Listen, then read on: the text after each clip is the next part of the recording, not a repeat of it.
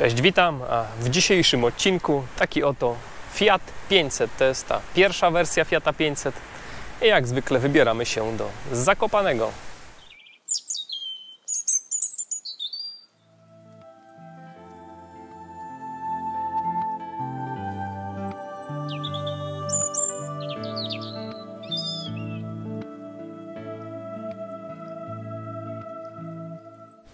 A jak zawsze w tym momencie zachęcam do subskrypcji, będzie więcej materiałów, do pozostawienia jakiegoś komentarza, łapki. Będę wdzięczny za wszelkie formy wsparcia, tak żeby algorytm zauważył, że moje filmy istnieją na YouTubie. I mam taką propozycję, jeśli posiadasz samochód elektryczny i miałbyś ochotę wykonać taki test Kraków-Zakopane, zapraszam do kontaktu. Mail zawsze znajdziesz w opisie. Mamy dzisiaj. Nie będziemy się tu ładować pod KFC na Greenwayu. No, właściciel mieszka niedaleko i mamy 97% w baterii. Z ciekawostek dodam, że to auto nie ma szybkiego ładowania, także będzie ciekawy teścik.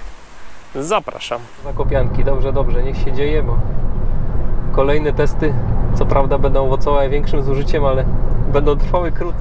Więc jeszcze takie pytanko tutaj, które się gdzieś przewija. Jak to ładujesz tak na co dzień? Jak z tego korzystasz? Jakie to jest gniazdo ładowania? Gniazdo jest typ 1, czyli troszeczkę mniej typowe niż wszystkie nasze ładowarki. Głównie ładuję z garażu. No właściwie to 95% myślę energii to jest prąd nocny.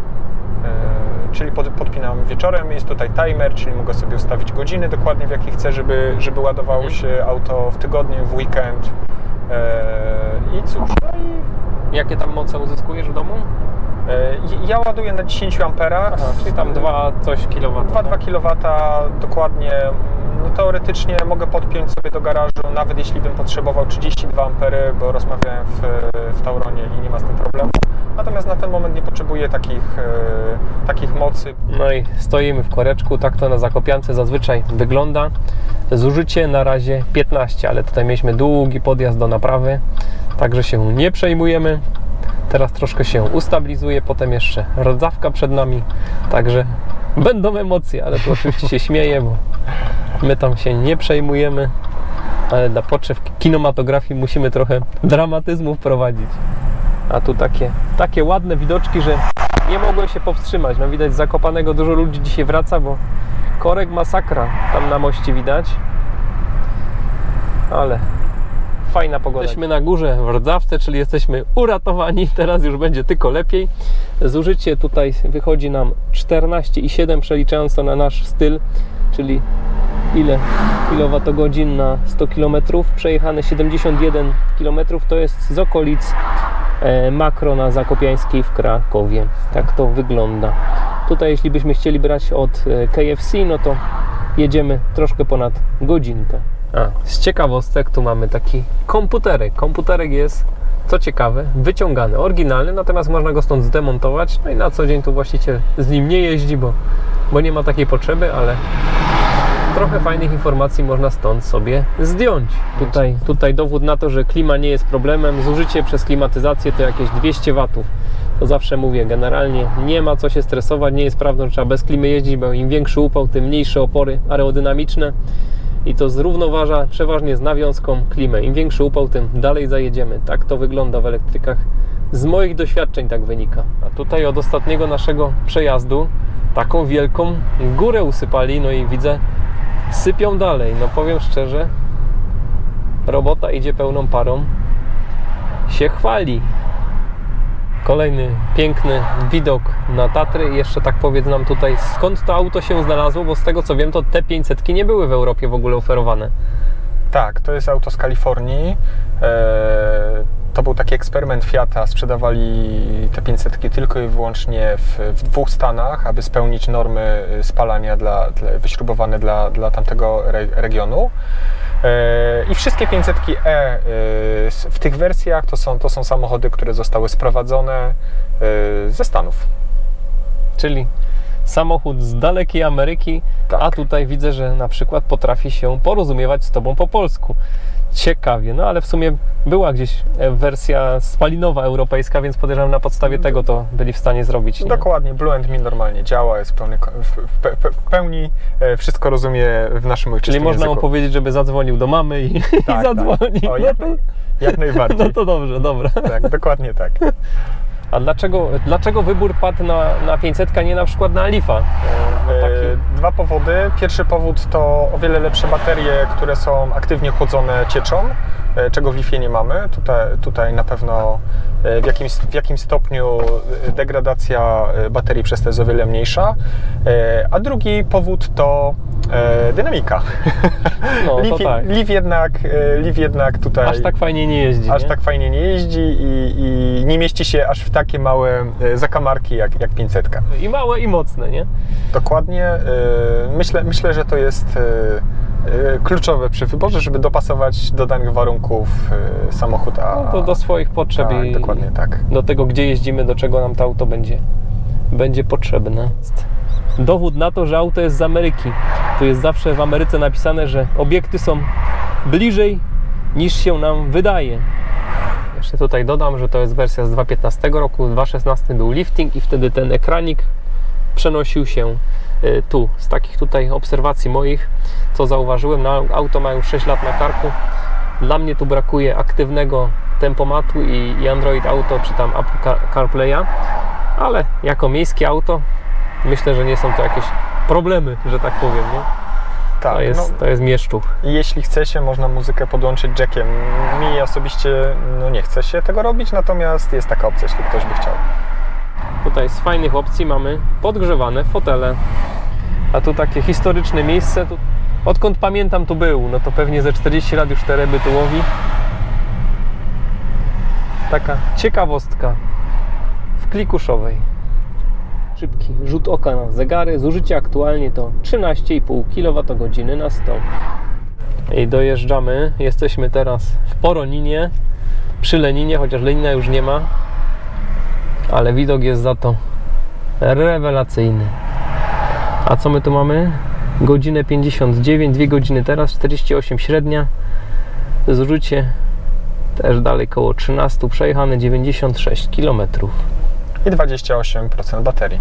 I 28, jeszcze całkiem dobry zasięg. 41 projektowany. A raczej dojedziemy. Teraz to już by było ciężko nie dojechać. No chyba, żebyśmy tu przez Ząb pojechali i Gubałówkę. I dojeżdżamy do celu. Dzisiaj nie jedziemy w prawo pod Centrum Edukacji Przyrodniczej, tylko jedziemy w lewo. Bo w lewo jest darmowa ładowarka, a w zasadzie słupek. A my tutaj nie mamy szybkiego ładowania, więc skorzystamy ze słupka. Będziemy jechać pod Nosalowy Dwór. Za chwilkę powinien być gdzieś tu po lewej, z tego co pamiętam. I skręcamy tutaj na Nosalowy Dwór, Resort Spa i szukamy słupeczka.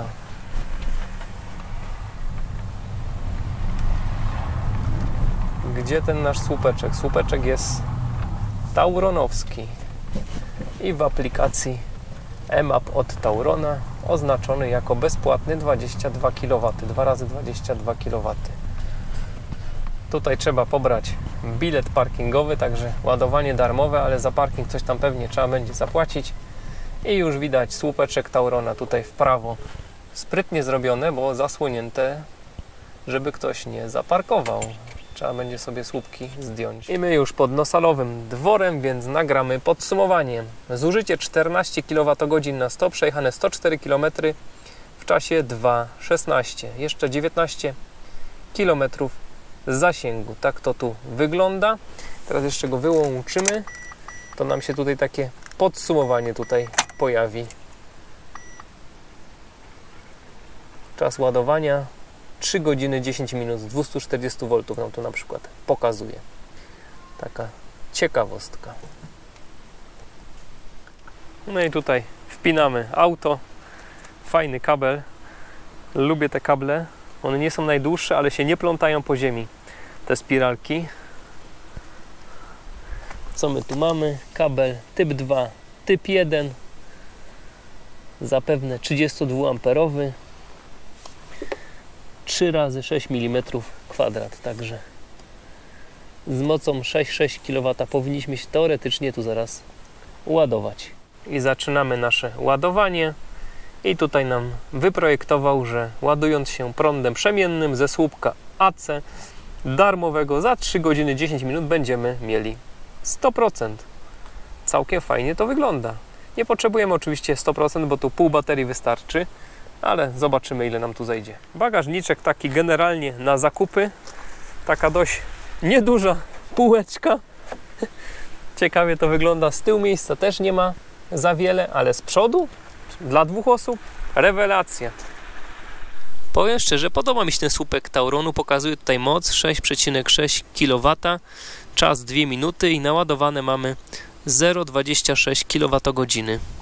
W Leafie i w Niro mamy 30% na diodkę, a tu mamy 20% na diodkę i 5 diodek takich tutaj. No i my sobie tak tu idziemy na krótki spacerek, a tu takie zwierzyna się pasie. Zajada. No a tutaj ładuje się z nami, zdaje się, Tesla. No i tak patrząc teraz, to i z tyłu ta Tesla wystaje, i z przodu to malutki ten Fiacik przy Tesli. No ale fajne spotkanie. Zaraz podejdziemy do słupka, zobaczymy, co tam słychać, co się tam naładowało. Z Gdańska Tesla. To myśmy ją dzisiaj już widzieli. O, a tutaj co? Tutaj miga ostatnia kreseczka, czyli idziemy w przedział 80-100%, czyli mamy ponad 80%. Tutaj obiadek, krótki spacerek i co my tu mamy? 14 kWh doładowane. Czas to 2 godziny 17 minut. Tyle nam tutaj zeszło. A tak to wygląda. Przed nami 90% w baterii. 2 godziny 16 czas ładowania. 19 stopni na zewnątrz. Zasięg 164 km. Fajny samochodzik. Fajny, naprawdę. Coraz lepiej mi się podoba. I ten kosmiczny tutaj drążek zmiany biegów to jest rewelacja. Natomiast to tutaj ręczny, klasyczny, 2 podłokietniki, całkiem spory schowek i z przodu w miarę obszerne auto. I takie krótkie podsumowanie, jeśli ktoś potrzebuje małego, ale zwinnego i mocnego auta na miasto, to naprawdę to jest fajny wybór. Zasięgi rzędu 150 km, minimalnie ze 100 zimą na miasto wystarczą. Do tego auto, które się fajnie prowadzi, bo jest fajnie to zestrojone zawieszenie. Jeździ się jak segment większym samochodem, no bo waży jak segment większy samochód, czyli tonę 300. Do tego tutaj 115 czy 116 koni mechanicznych, to naprawdę robi robotę. Także polecam taki samochodzik wziąć pod rozwagę. Ja się dzisiaj do niego przekonałem. A do tego fajne, przyjemne audio. I czegoż chcieć więcej. Na co dzień nie ma lepszego auta. A od święta można i wybrać się do Zakopanego, czy gdzieś na jakiś weekendowy wyjazd. I pierwsze wrażenia z pierwszych kilometrów za kierownicą. No rewelacyjny samochodzik, bo naprawdę mocny. Tutaj problemem jest raczej trakcja niż moc. Do 50 na godzinę zrywa. Prowadzi się tak go-kartowo, bardzo pewnie i stabilnie. Brakuje mi to na przykład jakichś poziomów rekuperacji, bo on dość tak się fajnie toczy. To ja tak generalnie lubię, ale tu z górki bym chciał większą rekuperację. No takie pierwsze spostrzeżenia i wrażenia. Zasięg ciągle rośnie, zużycie koło 6 kWh na razie na 100, także rewelacja. No i powiem szczerze, że jeździ to tak mniej więcej jak 150-konny Leaf albo 200-konny Niro. Oczywiście mówię o prędkościach takich jak tutaj rozwijamy, czyli takie o 50-70 do 100 na godzinę. No to jeździ się tym jak samochodem co najmniej 200-konnym. Także rewelacja. Zawieszenie takie go-kartowe, ale dzięki temu precyzyjnie się prowadzi. Fajny układ kierowniczy. No i chyba tyle z takich pierwszych tu wrażeń na gorąco. No i ten oto miejski samochodzik, którego można tutaj osiągami i radością z jazdy do jakiegoś hot hatcha przyrównać, bo naprawdę tak to fajnie jeździ. Okazał się, jak dzisiaj wykazaliśmy, też fajnym autem dla 2 osób na weekend. Zazwyczaj na weekend nie jeździmy dalej niż 100 km od domu, więc te 100 km na pewno przejedziemy, choćby nie wiem co, a na noclegu gdzieś się naładujemy. Tak jak tutaj w naszym przypadku dzisiaj był to słupek, na którym spędziliśmy trochę ponad 2 godziny. ale przecież prąd jest wszędzie, a tutaj nieduża bateryjka i ze zwykłego gniazdka można naładować się pewnie w jakieś 8 godzin by można było. Także świetny samochód. Jeśli coś o nim złego mówiłem, to przepraszam. Zmieniłem zdanie, już mi się podoba. Trzeba się przejechać, no jak każdym elektrykiem, trzeba się przejechać, żeby można się wypowiedzieć. Wiadomo, że jest tu jakimś minusem, że nie ma szybkiego ładowania, ale jak dzisiaj sprawdziliśmy na własnej skórze, do takiego codziennego przemieszczania się jako drugi samochód, czy do jakichś wyjazdów na weekend, nie ma z tym żadnego problemu. 87%, zasięg urósł do 210 km, zużycie koło 6 kWh na 100, a my jesteśmy w Nowym Targu. No i stoimy znowu w koreczku, zużycie koło 8 kWh na 100 km, jedziemy koło godzinki i dojeżdżamy do tunelu. Tunel już podobno przebity, tak słyszałem, no ale jeszcze zanim będzie otwarty, to troszkę czasu minie. Jak to mówią, trochę wody w Wiśle upłynie. Także wracamy na starą 7. Nasz test pomału dzisiaj chyli się ku końcowi, tak jak tutaj słońce zachodzi. No przepiękny zachód słońca. Na kamerce tego na pewno tak nie będzie, ale na żywo wygląda to rewelacyjnie. No i co my tu mamy? Jechaliśmy troszkę objazdami, stąd 108 km. Zużycie tutaj 10,3 km na kWh, co daje jakieś 9,7 kWh na 100 km. Średnia troszkę lepsza, 53. Czas jazdy 2 godzinki. Tak to wyglądała nasza podróż powrotna z Zakopanego do Krakowa. Zasięg jeszcze 55 km i 36% w akumulatorze. Także dużo lepsze zużycie. W dół zużyliśmy 59% baterii, dobrze myślę? I jeszcze takie krótkie podsumowanie. Niestety tutaj część materiałów się nam tym razem straciła. Jakieś problemy techniczne z mikrofonem i z GoPro. No czasem się zdarza, więc postanowiłem to nagrać jako podsumowanie. No i co myśmy tu mieli? Myśmy tu mieli Fiata 500, to jest 24 kWh nominalnie z 2015 roku z przebiegiem 60 000 km. Wartość takiego auta to jest około 40 parę tysięcy złotych. Co za auto, które według tutaj naszych testów przyspieszało w 7-8 sekund do setki, uważam, że jest całkiem rozsądną ceną, można by tak powiedzieć. Takie wrażenia z jazdy, bo tutaj część drogi przejechałem jako kierowca, część jako pasażer. Jedzie się tym autem jak autem z segmentu wyżej na trasie. Jest to związane pewnie z tym, że auto waży tyle co jakiś kompakt i takie mniej więcej jest odczucie, gdy jedziemy tutaj w 2 osoby z przodu. Oczywiście z tyłu jest mało miejsca, bagażnik jest mały, natomiast auto prowadzi się i zachowuje jak auto co najmniej rozmiar większy. Natomiast w mieście jakieś zawracanie, parkowanie, w takim gęstym ruchu jazda, no to jest pojazd, który zachowuje się jak taki jakiś mikrosamochodzik. No naprawdę rewelacja, parkowanie, bajka. Także takie ciekawe połączenie na trasę samochód, jakbyśmy jechali troszkę większym, a do miasta takie sprytny samochodzik. Bardzo mi się to w nim spodobało. Co sobie tu jeszcze wynotowałem, co nam tu niestety się nie nagrało. Auto nie jest wzorem aerodynamiki, co widać na pierwszy rzut oka. Natomiast taka jazda w góry tutaj z niedużymi prędkościami nie zaowocowała jakimś dużym zużyciem prądu. Myślę, że ma to związek z tym, że auto relatywnie jak na elektryka ma niedużą baterię i jest dość lekkie. Natomiast ten pudełkowaty kształt auta niestety jest przeciwnikiem dobrego zużycia przy szybszej jeździe. Także dopóki jedziemy powoli, auto jest naprawdę ekonomiczne i no jak na auto miejskie wszystko generalnie pasuje. Jeszcze a propos kosztów, koszt całej tej wycieczki, tu ponad 200 km przejechaliśmy, to był 15 zł, przy czym 5 zł to był szacunkowy koszt naładowania samochodu w domu, a potem zapłaciliśmy za 2 godziny parkingu, bo tam pół godziny jest jeszcze darmowe.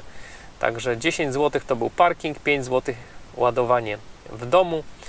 Tak to wygląda. 15 zł za 200 km. Myślę, że fajny wynik.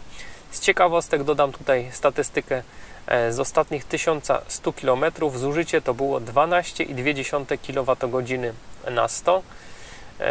Też fajny wynik. Ja tutaj jeżdżąc po Krakowie z mniej więcej bardzo podobnymi prędkościami średnimi, na przykład Leafem mam zużycie koło 13 z podobnego okresu, także auto troszkę oszczędniejsze jak na przykład Leaf 30, takie jest moje wrażenie, natomiast to jest wszystko statystyka z jazd generalnie miejskich. Z ciekawostek jeszcze tutaj dam na przebitkę może zużycie z takiej testowej jazdy w bezpiecznej odległości za ciężarówką i tutaj naprawdę Fiacik wyszedł dobrze, bo chyba 10,7 z tego co pamiętam. Tak to się prezentuje. Jeszcze patrzę, co tu nie zapomniałem. Aha, jeszcze dam tutaj zdjęcie, jak wyglądała ta sesja ładowania. To było ładowanie od 20 do 90%. Tam weszło bodajże niecałe 15 kWh. Z moich tu obliczeń wynika, że auto ma dostępne teraz 18,6 kWh, a nominalnie to było 20,2. Do takich danych dotarłem, bo przypomnę, że 24 to jest brutto, jak w większości elektryków. Nie mylić z Kia Niro, bo tutaj 64 to jest dostępne, a nawet więcej, ale to na marginesie. Więc tak, z tych 20 początkowych zostało 18,6, co daje tutaj degradację 8% po 60 tysiącach i 6 latach. Co biorąc pod uwagę, że auto przyjechało z niesprzyjających dla elektryków warunków, bo z Kalifornii, no to uważam, że naprawdę świetny wynik. Z tego co pamiętam, to tu są ogniwa Samsung SDI, czyli to samo co było w BMW i3 i generalnie tutaj podobne jest dużo części wspólnych z BMW i3. BMW i3 też się jakoś tam nie degradują szybko, więc wynik tutaj jak najbardziej fajny. Zawdzięcza to na pewno ten samochód temu, że ma chłodzone akumulatory. Gdyby nie to, byłby na pewno gorszy wynik. Co tu jeszcze ciekawego? A, jeszcze tutaj właściciel takie podjął wyzwanie, że jeśli pod tym filmem będzie 2000 łapek, to on postara się tym samochodem zajechać z Krakowa do Gdańska. Przy czym jeszcze takie sobie założenie przyjął, że uda się to wykonać w cenie niższej niż przejechanie tej trasy autem spalinowym, płacąc tylko za bramki. Koszt bramek na autostradzie to jest A4 i A1 to jest 50, tam niecałe 5 zł. I tutaj jest plan, żeby za 55 zł przejechać całą tą trasę Kraków-Gdańsk. Taki jest plan, więc tutaj wbijajcie 2000 łapek i kolejny temat. Ciekawy jestem, jak to wyjdzie, no bo tutaj kolejne takie wyzwanie to jest to, że to auto nie posiada szybkiego ładowania, ale jak udało się do Zakopanego zrobić miło i przyjemnie 200 km, to może uda się i zrobić 600. No zobaczymy, co czas pokaże. I jeszcze dodam, że auta elektryczne aktualnie korzystają z promocji i mają przejazd A1 i A4 za darmo. Jeśli tutaj jest ktoś, kto posiada takie auto, jeszcze o tym nie wiedział, to zapraszam na elektromobilni.pl. Tam można się dowiedzieć, jak to zrobić, żeby mieć darmowe przejazdy. A robi się to dość prosto, bo trzeba tam się oczywiście zarejestrować, a potem w aplikacji, którą mamy do płacenia za autostradę, po prostu dostajemy zwrot opłaty. Tak to wygląda. A jak zawsze na koniec dziękuję za uwagę. Zachęcam do wspierania kanału. Dziękuję patronom za wsparcie na serwisie Patronite i przez YouTube'a. I co? I do zobaczenia. Cześć!